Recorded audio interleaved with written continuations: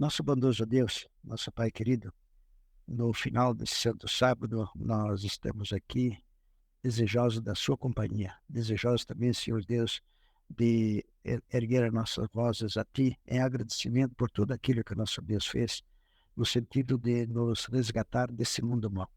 Te agradecemos imensamente o fato do nosso Senhor ter celebrado as bodas do Senhor Jesus Cristo, unindo-nos assim à divindade e também possibilitando que cada um de nós tenha esperança de um dia estar contigo lá na pátria celestial. Agora, pois, Pai, dá-nos o teu Espírito, se com cada um de nós que estamos aqui desejosos de aprender de ti, ensina-nos e guia-nos e possua-nos. Nós lhe rogamos, agradecidos em nome de Jesus. Amém.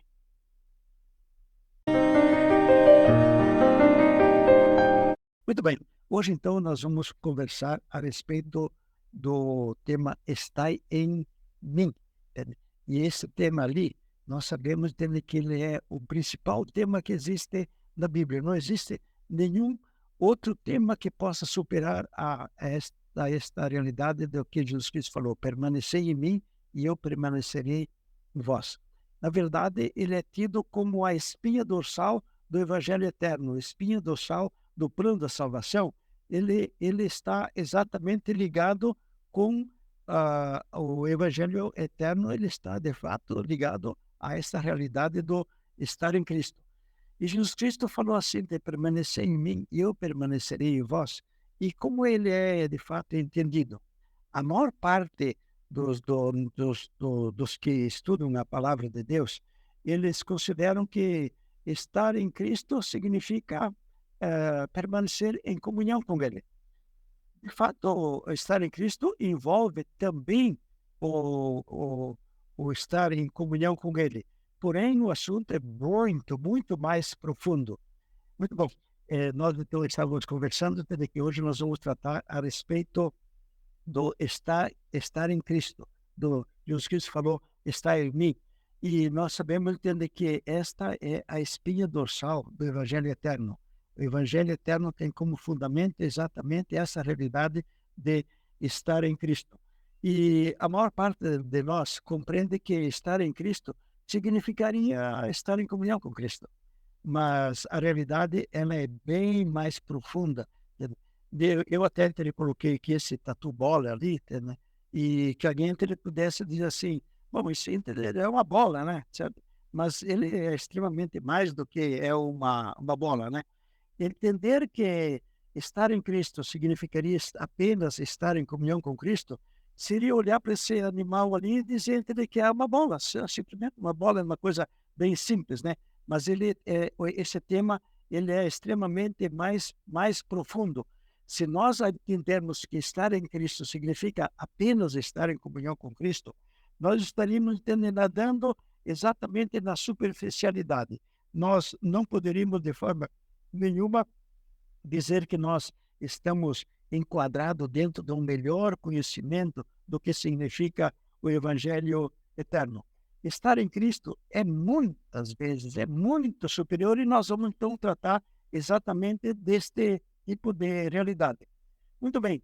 Aqui, entende, eu trago, entender os passarinhos ali, entende, que se quem for bem conhecedor do passarinho vai olhar para eles e vai falar, entende, que isso é um pintagol, ok? E um pintagol, nós sabemos que o pintagol, ele é, ele é criado a partir do cruzamento de um pintacilgo com um canário. E quando o pintagol, então, ele é criado, nós dizemos que ele tem duas naturezas. Ele tem exatamente a natureza do canário e ele tem também a natureza do pintagol, desculpa, do pintacilgo. Entende? Então, ele é um misto, entende? Ele é um híbrido desses dois passarinhos. Porém, o pintagol, se nós pedirmos assim, o pintagol, ele é irmão do canário? Não, não, nós falamos, é irmão do pintacilgo. Também nós falamos, não é não. Por quê? Porque ele tem duas naturezas e aqueles outros só têm uma natureza. A mesma coisa, então, acontece com Jesus Cristo. Jesus Cristo, ele tem natureza humana e tem também natureza divina. E nós, uma vez eu estava conversando com um dos nossos irmãos e estava falando para ele a respeito das duas naturezas, e ele falou: não, o ser humano só tem uma natureza, nós só temos a natureza humana. E agora, entende, surge entende um problema, porque Jesus Cristo, ele se diz que ele é nosso irmão, e nós também dizemos entende, que nós somos irmãos de Jesus, e de fato, nós somos irmãos de Jesus, ele tem duas naturezas, e nós tem uma, tem alguma coisa entre que não está batendo, né? Mas de fato Jesus Cristo está dizendo, claro, vai ter com meus irmãos, ele falou antes de assim, logo em seguida a ressurreição, e quando ele já estava com a sua natureza já sem tendências ao mal. Porque quando ele veio com a natureza tendente ao mal. Então, ele tem duas, e se nós temos uma só, nós estamos tendo um problema, entende? Porque se nós somos irmãos, ele tem duas naturezas e nós temos uma natureza, tem alguma coisa entre que não está entende, batendo. Aqui há um equívoco, e o será entender que nós estamos, de fato, considerando, eu sou irmão de Jesus, mas ele tem duas naturezas e eu tenho uma só, seria a mesma coisa que o canário dizer, então, assim, para o Pintagol, você entender, meu irmão. Na verdade, eles não são entender os mesmos, porque um tem duas naturezas e outro teria uma só natureza. Então, se nós, por uma aventura, cremos entender que temos uma só natureza, nós precisamos, então, considerar bem o que significa o estar em Cristo. De fato, é-nos impossível compreender profundamente as boas novas, o Evangelho da Salvação, a mensagem de 1888, sem entendermos bem o que significa a expressão em Cristo e qual é a maravilhosa e fantástica realidade nela envolvida e também quais são os magníficos resultados dessa realidade de nós estarmos em Cristo. O tema em Cristo, ele abarca toda a graça divina. Portanto, cada um de nós deve redobrar a sua atenção, porque nós devemos, como adventistas do sétimo dia, compreender perfeitamente o que significa nós estarmos em Cristo. E também temos uma dificuldade que é a seguinte, que esse conceito para nós, com a nossa maneira ocidental de nos expressar, é um tanto complicado e difícil de compreender, porque normalmente nós não fazemos uso dessa forma de relatar as nossas experiências. Não é entende comum nós dizer assim, eu estou no presidente. Fala, não, entende, o que é isso? Entende? Fala de uma forma que dê para se entender, porque estar no presidente, como é que você vai estar no presidente?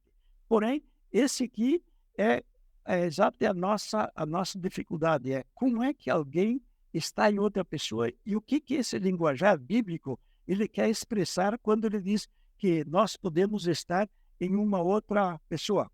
E então a pergunta é como é que eu posso estar em Cristo? O que significa realmente pertencer ou permanecer em Cristo? Esse tema de estar em Cristo, ele nas epístolas, o apóstolo Paulo se refere a mais de 200 vezes a esse conceito em Cristo. Ele diz estar em Cristo Jesus, estar no Senhor, em Jesus, nele, no amado, com ele, e com Cristo, naquele. Então, se nós somarmos todos esse tipo de expressões, que todas elas estão relacionadas com esse tema estar em Cristo, nós temos de alguma coisa mais do que 200 vezes a Bíblia se referindo a esse tipo de realidade. Então, esse tipo de realidade é uma das mais importantes que nós temos na Bíblia, em razão da quantidade de vezes que ele é referido. E conhecê-lo é uma fonte de segurança, de gozo, de alegria e de contagiante entusiasmo. Por um outro lado, ao nós compreendermos os resultados do que significa estar em Cristo, é de dar pulo de alegria. Eu tenho certeza que na próxima vez, quando nós estivermos, então, realmente apresentando os resultados do que significa estar em Cristo, hoje nós vamos tratar exatamente do conceito. O que significa estar em Cristo? E quando nós, na próxima vez, estivermos falando a respeito quais são os resultados de estarmos em Cristo, eu tenho certeza de que, se alguém ouviu pela primeira vez, ele vai ficar extremamente contente. E também, então, nós temos que entender essa realidade, que se a gente se aventurar a entender a mensagem de 1888, ou a justificação pela fé, sem compreender o que significa estar em Cristo, nós vamos, que nem falamos antes, nós vamos estar apenas na superficialidade. Entende? Nós não vamos ter um conhecimento profundo do plano da salvação, da mensagem de 88, sem a gente compreender exatamente o que significa estar em Cristo. Bem, normalmente quando a gente vai, principalmente quando se faz evangelismo, é usado, entende, uma ilustração assim. O que significa Jesus Cristo dando a sua vida por nós? A ilustração que muitas vezes você tem ouvido é assim: existia um filho que cometeu um grave pecado, quer dizer, ele cometeu um crime muito grave, e agora então o pai bondoso vai e se oferece no lugar do filho para sofrer a penalidade que era devida ao filho. Mas acontece o seguinte: se porventura isso, entende, de fato fosse acontecer, o pai nunca ia se sentir culpado. Ele ia saber bem claro que quem é o culpado é o filho. Ele só está lá no lugar do filho, mas ele sabe muito bem, eu sou inocente, não tenho nada a ver com isso, mas eu apenas me pus aqui para sofrer a pena de um outro. Entende? Muito bem, mas nós sabemos que quando nós estamos dentro desse tipo de realidade, esta ilustração ela não casa bem com aquilo que se passou com Jesus, porque Jesus Cristo sentiu tanto a culpa dele, ele sentiu tanto a nossa culpa, que ele sentiu tanto se aproximar da hora em que ele ia passar para a segunda morte, que quando ele começou a entrar no Getsemane, ele disse o seguinte: a minha alma está triste até a morte. Então, Jesus Cristo, de fato, sentiu como suas a nossa culpa e por isso entende que ele veio mesmo a suar sangue. Nós temos também mais esta outra questão. Como pode Jesus Cristo, sendo inocente, sentir como seus os nossos pecados, as nossas culpas, a consequente separação do Pai por nós? Como é que isso foi possível, uma vez que nós temos essas realidades? O inocente, ele não pode morrer no lugar do culpado. Isso nunca aconteceu, e a menos que seja um erro lá da justiça. Porém, o inocente morrer no lugar do culpado é uma coisa que não pode acontecer por causa do quê? Porque a culpa e os méritos são intransferíveis. Mais outra parte, por exemplo, nós mesmo aqui sabemos que nenhum de nós pode fazer exame de saúde por um outro, nem prestar um vestibular por um outro. Então, muito menos como é que uma outra pessoa pode obedecer para um outro. Entende? É uma coisa, entende, que é totalmente ilógica. De fato, a transferência de culpa e também a transferência de méritos é imoral, é inválida, é ilegítima, é ilegal e é eticamente inadmissível. Por quê? Porque no livro de Deuteronômio nós temos assim: os pais não morrerão pelos filhos, nem os filhos pelos pais. Cada um morrerá por seu pecado.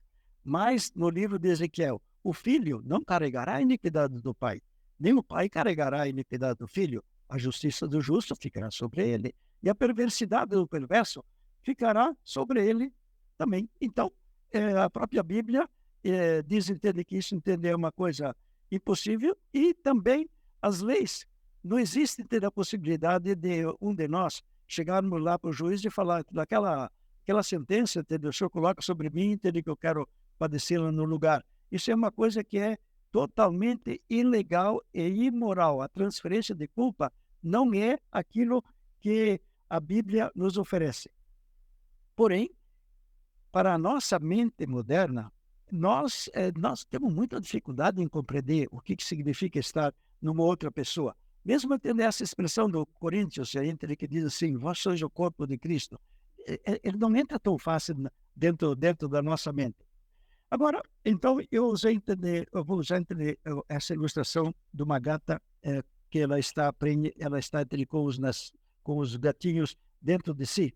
A gata e os gatinhos, eles formam uma unidade corporativa. E se a gata pula, os gatinhos pulam junto. Se porventura a gata corre, os gatinhos correm junto. Ou seja, a gata e os gatinhos, então, eles formam uma unidade corporativa. O que a gata faz, os gatinhos estão fazendo, ainda entendem que eles não tinham participação nenhuma no processo. Nós, com o nosso presidente, também nós formamos uma unidade corporativa. E nós dizemos assim que, recentemente, quando o Lula esteve lá na China, ele assinou alguns acordos, ele os fez porque ele era nosso representante legal. Nós estávamos no presidente quando ele assinou os acordos com o presidente da China. Ou seja, nós e o presidente formamos uma unidade corporativa, então nós temos que entender esta realidade também dentro da Bíblia. A Bíblia já apresenta diversas ocasiões aonde este conceito da unidade corporativa ele é apresentado. Por exemplo, Deus falou antes assim para Rebeca: 2 nações estão no seu ventre, e os 2 tipos de povos se dividirão nas 2 entranhas, e um povo será mais forte do que o outro, e o mais velho servirá o mais novo. O que tinha acontecido lá? O que tinha acontecido é que no ventre de Maria, no ventre de Rebeca, nós tínhamos uma unidade corporativa. Na verdade, tínhamos 2 unidades corporativas. Em Esaú estavam os árabes, todos eles representados em Esaú, e em Jacó, então, nós tínhamos ali 2 unidades corporativas que a Bíblia, então, apresenta para nós, para que a gente, então, se lembre de que quando Jesus Cristo fala em estar nele e permanecer nele, ele estava querendo falar em alguma coisa que tem semelhança. Outro exemplo, agora entenderam, o livro de Hebreus, e o apóstolo Paulo escreveu assim: e como alguém pudesse dizer, também Levi, que recebia os dízimos, pagou também o dízimo por meio de Abraão, porque ainda se achava nos lombos de seu pai, quando Melquisedeque lhe saiu ao encontro. O que aconteceu aqui, então, entre Abraão e o Levi? Uma unidade corporativa. Levi estava em Abraão. Ou a mesma realidade de Davi e Golias. Quando Golias falou assim, se ele puder pelejar comigo e me vencer, seremos vossos servos. Porém, se eu o vencer e o ferir, então sereis nossos servos e nos servireis. O que é que o Golias estava falando? Ele estava falando numa unidade corporativa. Nele estavam todos os inimigos de Deus, e em Davi estavam todos os israelitas. O que é que eles estavam formando lá? Unidades corporativas. Em Josué, também a mesma coisa. Em Josué 7:1-2, 7:1-13, nós temos episódio onde o Acã roubou. Mas quando o Acã roubou, Deus não fala assim que o Acã roubou. Ele diz: Israel pecou. Ele diz assim: e violaram a minha aliança, pois tomaram das coisas condenadas e furtaram e dissimularam. O que é que nós estávamos tendo lá? Deus novamente nos ensinando o que significa uma unidade corporativa. E essa unidade corporativa também aconteceu com o primeiro e o segundo Adão. Eles formaram unidades corporativas com toda a humanidade. E no livro de Coríntios nós lemos assim: porque assim como em Adão todos morrem, assim também em Cristo todos serão vivificados. Então, todos nós estávamos no primeiro Adão e todos nós também estávamos no segundo Adão. Então, naquela natureza humana do Adão, nós estávamos todos nele também lá. E na natureza humana de Jesus Cristo, nós também estávamos todos eles lá. Então, quando se formou a unidade corporativa com Adão, nós estávamos lá. E quando se formou a unidade corporativa com Jesus, novamente nós estávamos lá. Então, nós temos que Deus criou corporativamente todos os homens em um único homem, em Adão.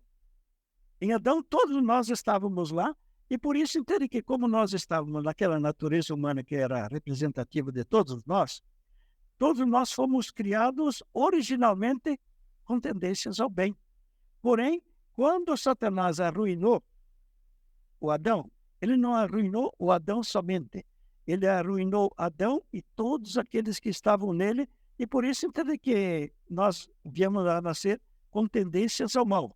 Então, aqui nós temos uma unidade corporativa que Deus fez com Adão, e depois, entende, nós vemos outro, entende, que ele fez com Jesus Cristo. E Deus Pai, quando ele foi remir a raça humana, ele a remiu corporativamente todos os homens, todos os seres humanos em um único homem, em Cristo. Então, por isso ele que vem estar em mim, e por isso que vem o permanecer em Cristo.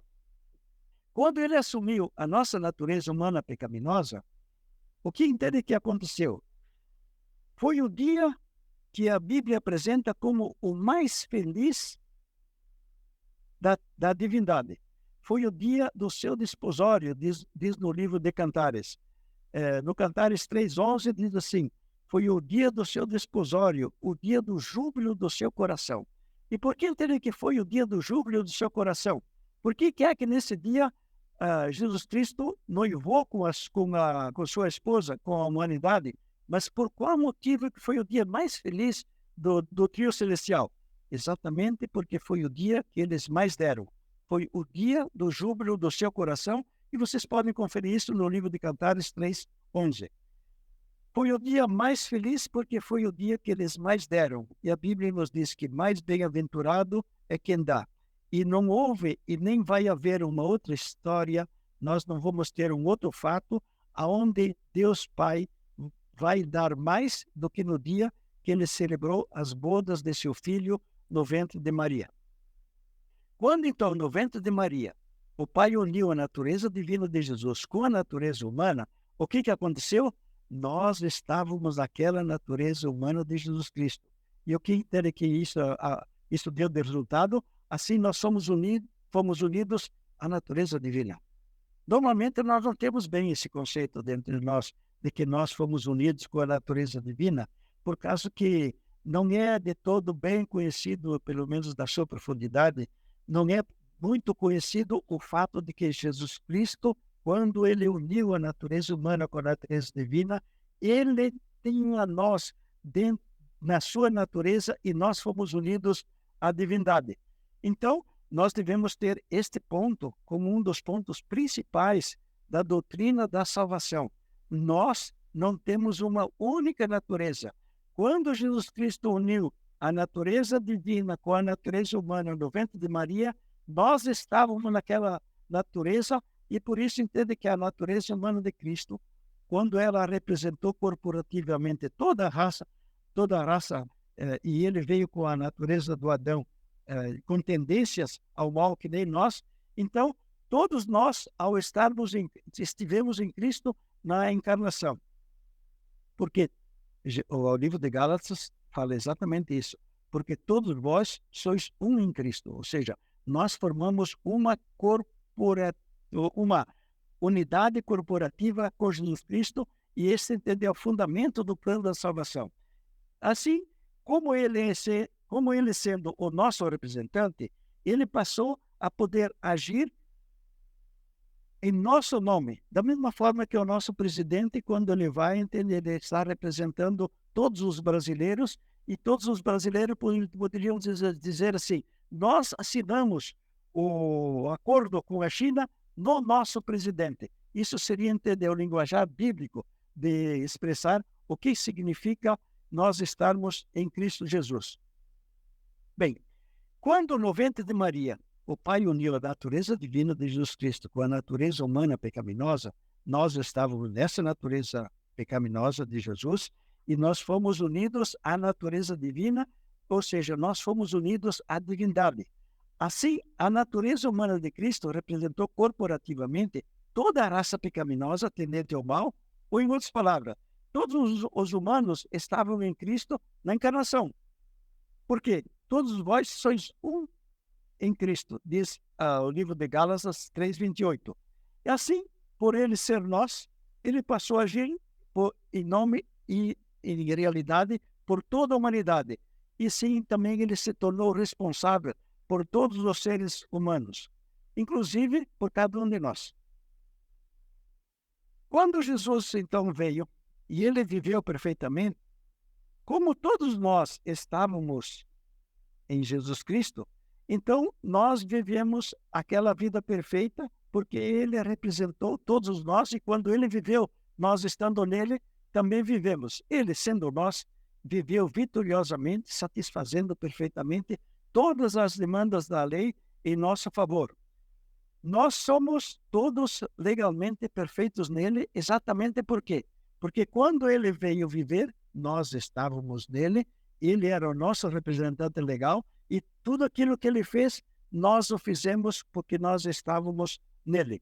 Quando Davi venceu Golias, está no 1 de Samuel 17, como os israelitas estavam em Davi, eles formavam uma unidade corporativa com Davi, todos eles venceram nele, e por isso entende que aquela batalha foi decidida exatamente na hora que Davi venceu o Golias. Assim, quando Jesus venceu Satanás, todos nós vencemos em Cristo, porque nós estávamos nele quando ele estava realizando todos os seus feitos durante seus 33 anos de vida aqui. Então, todo ser humano obedeceu perfeitamente à lei de Deus nele, porque todos os seres humanos estavam em Jesus enquanto ele agia. Ou seja, nós tínhamos formado com ele uma unidade corporativa, e essa unidade corporativa permanece ainda até hoje. Então, nós dizemos assim, que ele, sendo nós, adquiriu o direito de obedecer por nós. Então, não foi entender um que obedeceu no lugar de. Não, nós obedecemos porque nós estávamos em Cristo. E por isso entende que ele pode, então, nos creditar a sua obediência. Porque, do contrário, não seria ter uma coisa assim totalmente ilógica, entende? Que um homem pudesse obedecer por outro. Entende? Isso seria uma coisa totalmente impossível. Uma mente inteligente, uma mente perspicaz, ela nunca vai aceitar de que aquela ideia de que Jesus Cristo, ele foi e obedeceu por nós, agora ele acredita para nós a sua obediência. Não. Nós precisamos compreender o que significa estar em Cristo e que, por causa disto, é que ele pôde obedecer por nós, porque nós estávamos nele. Então, assim, ele nos conferiu a todos gratuitamente o direito à vida eterna. Então, em Cristo, a humanidade passou a registrar uma história de completo sucesso, da mesma forma como em Adão, ela havia registrado uma história de completo fracasso. Isso nos confere a cada crente o direito legal de ir ao céu. E Deus assim nos deu gratuitamente o título ao céu. Agora, entende que vem também essa outra parte, essa outra realidade, diz o seguinte, que Jesus, no caso, nós, ele sendo nós, ele morreu na cruz, logo todos os humanos foram corporativamente crucificados com ele e morreram nele. E o que é que nós temos que nos lembrar? É da gata e dos gatinhos. A hora que a gata morre, todos os gatinhos morrem junto, porque eles estão lá junto com ele. Então, olha o que é que o apóstolo diz. Pois o amor de Cristo nos constrange, julgando nós isso. Um morreu por todos, logo todos morreram. E ele complementa mais. Ele morreu por todos, parece que vive. Não vivo mais para si mesmo, mas por aquele que por eles morreu e ressuscitou. Então, nós temos uma porção de citações onde o apóstolo Paulo fala que quando Cristo morreu, nós também morremos, e ele não poderia pagar os nossos pecados se ele não nos tivesse levado à cruz, e nós então morremos porque nós estávamos nele. Agora teve essa parte aqui, entendeu? Eu não vou tratar agora em razão do nosso tempo. Agora, o livro de Timóteo 2, fiel é a palavra, porque morremos com ele, também com ele viveremos. Então, sendo Jesus inocente, ele não precisava passar pela segunda morte. Porém, como a humanidade toda estava nele, a humanidade tinha cometido pecados e devia sim sofrer aquela penalidade. E é por isso também que Jesus Cristo se batizou. Quando foi se batizar, era um batismo de arrependimento. O João disse, eu não vou batizar, eu que preciso ser batizado por ti. E Jesus Cristo falou que aquilo era necessário para cumprir toda a justiça, porque quando Jesus Cristo se batizou, toda a humanidade se batizou nele, muito embora agora nós devemos, logicamente, confirmar que nós aceitamos aquilo que ele fez quando ele veio e ele se batizou sendo nós. Então, Jesus, sendo nós, pôde morrer por todos nós. Quando morreu na cruz, não foi um homem morrendo em lugar de todos os homens. Não, muito pelo contrário. Sim, foi todos os da humanidade morreram em Cristo. Jesus, por ser nós, morreu por nós. Por ele ter assumido coletivamente todos os seres humanos, desde Adão até o último que nascer, toda a humanidade morreu nele, inclusive cada um de nós.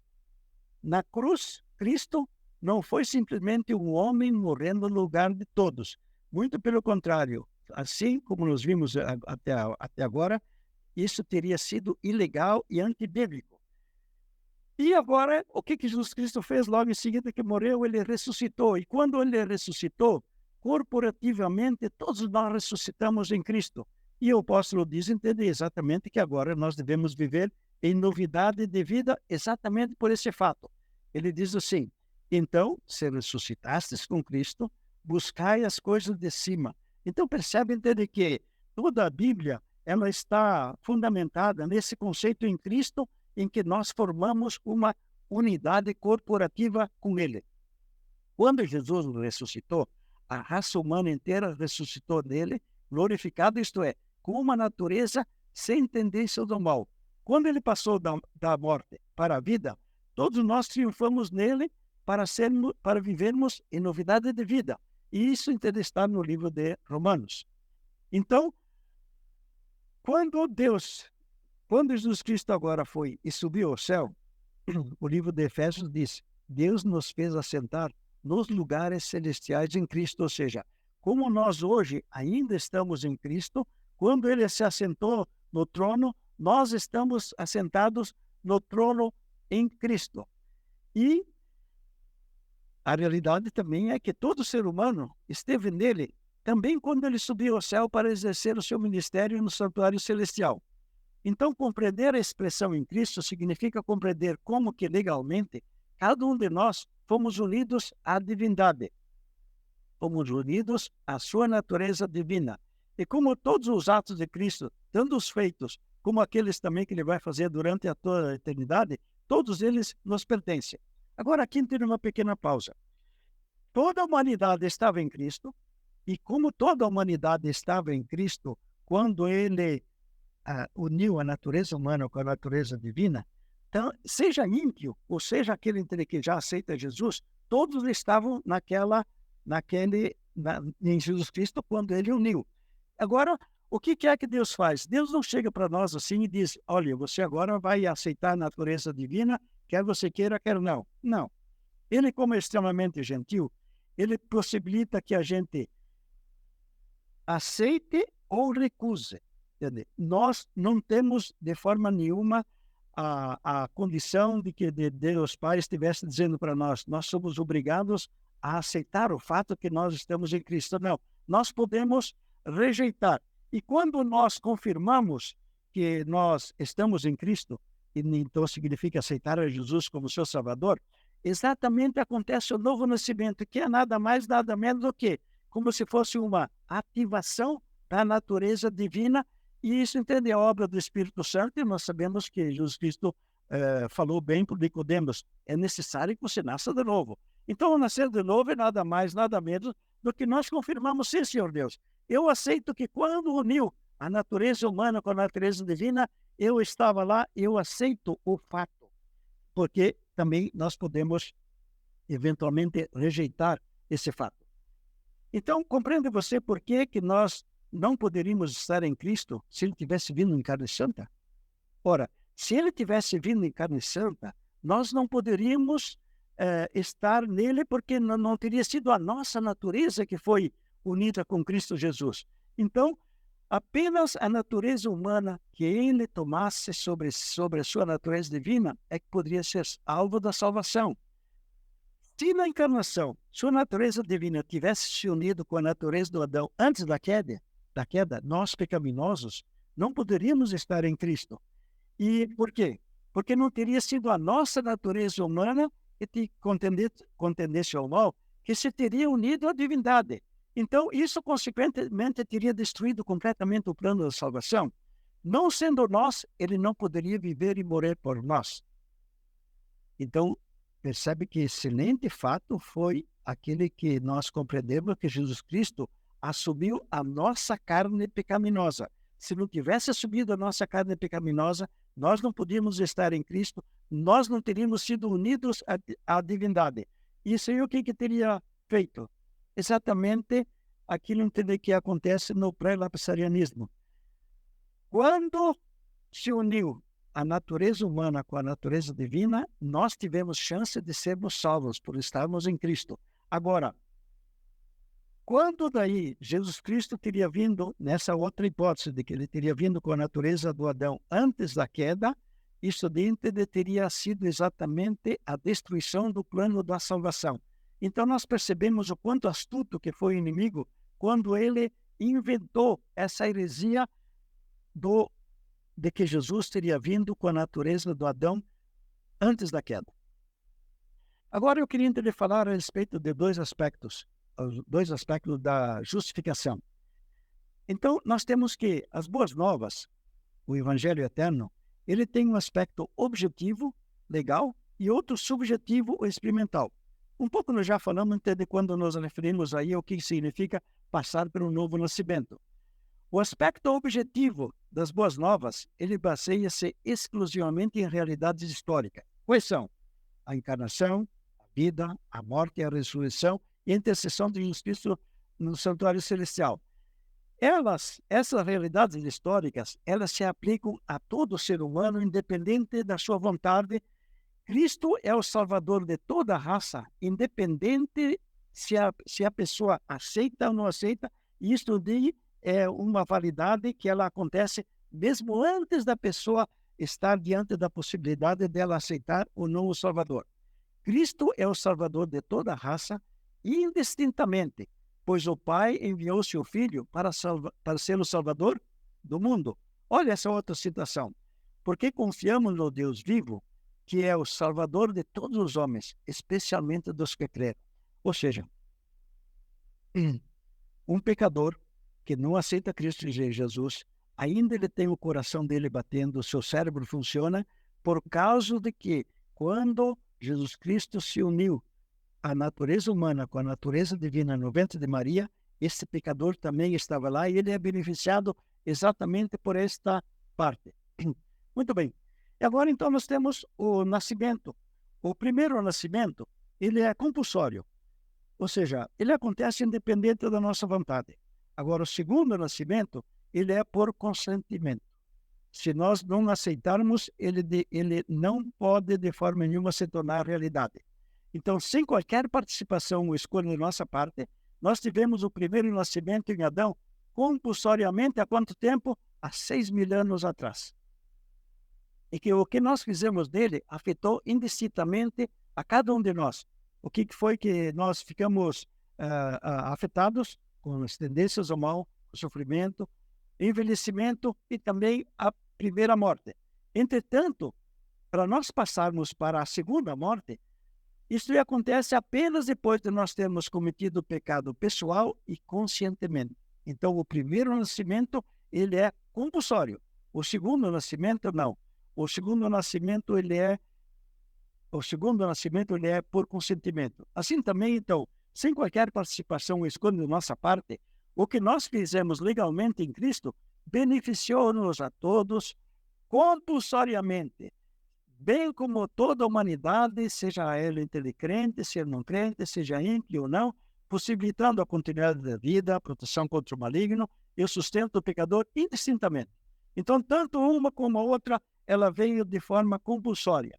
Agora, a salvação torna-se efetiva apenas a partir do instante em que conscientemente a aceitamos. Porém, se a rejeitássemos, ela de nada valeria. É a mesma coisa do que se fosse ter um presente. Eu tenho um presente se eu o aceito.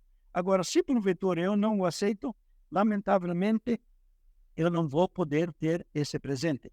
Assim, a condenação à segunda morte, que é disponibilizada pelo aquilo que Adão fez, não se torna efetiva em nós até o momento em que eu me peque pessoal e conscientemente. E a salvação, ela só se dá a partir da hora que nós conscientemente aceitamos a Cristo Jesus. Agora, então, a pergunta, uma vez que todos, então, foram salvos, por que entende que poucos vão estar lá na pátria celestial? Jesus Cristo falou que a porta é estreita, e o caminho também é estreito e é apertado. Por que poucos? Porque poucos se decidem a aceitar o dom gratuito que Jesus Cristo está oferecendo. Então, quando nós, então, assim, passamos a considerar que no ventre de Maria nós fomos unidos à divindade, nós passamos a ter duas naturezas, a natureza humana e a natureza divina, ainda que a natureza divina esteja latente, e nós vamos ver isso na próxima reunião que nós tivermos no próximo sábado. Nós, então, temos, então, este tipo de pergunta que nos dói na alma. Por qual razão muitos se perderão, uma vez que todos foram salvos? Se perderão aqueles que, de fato, não aceitarem o dom da salvação. Na verdade, Jesus Cristo salvou a todos. Toda a humanidade foi legalmente, por ela estar legalmente em Cristo, em todos os atos da sua vida, eles têm o direito à vida eterna. Cada um de nós tem o direito à vida eterna. O que está sendo agora oferecido é: você aceita isto ou você não aceita? Logicamente que se nós aceitarmos, logicamente, depois de nós aceitarmos o novo nascimento, há todo um processo de nós permitirmos Jesus Cristo vir viver a vida dele em nós, que vai ser o tema que nós vamos tratar, eu creio que na terceira das nossas reuniões. Quem é que se perdem? Se perdem apenas aqueles que recusarem o dom da salvação em Cristo. Assim nós dizemos que nós somos salvos pela fé ou nós somos condenados pela incredulidade, pela persistência, recusa do dom de Deus. E então, uma vez que agora nós temos então explanado de uma forma assim muito rápida ainda entender o que significa estar em Cristo, dizemos o quê? Nós somos de fato irmãos de Jesus? Temos de fato as duas naturezas? Ou nós temos uma única natureza? Nós lembramos do Pintacilgo. Cada um de nós está para Jesus exatamente da mesma condição. Ele é nosso irmão por ter duas naturezas, a natureza humana e a natureza divina, e isso acontece com todo ser humano. Então nós não precisamos ir atrás e dizer: olha, eu preciso providenciar uma natureza a mais porque eu só tenho a natureza humana. Não, cada um de nós tem duas naturezas, uma que é latente e outra que ela está agora comandando tudo aquilo que nós fazemos. A esse respeito, a respeito de nós termos duas naturezas e quais são as consequências disso, nós vamos ter um completo exposição na próxima reunião. Mas enquanto isso, nós convidamos vocês a que vocês considerem o João 10:34. Lá Jesus Cristo faz uma declaração que normalmente o púlpito adventista não está assim disposto a considerar. Eu, pelo menos, nunca ouvi o púlpito adventista explanar para nós o porquê que Jesus Cristo disse assim, né? No livro, em João 10:34. Ele diz assim: vós sois deuses. E ele usa uma palavra entre deuses ali, que significa exatamente a suprema divindade. Então, nós vamos ver isso no próximo live.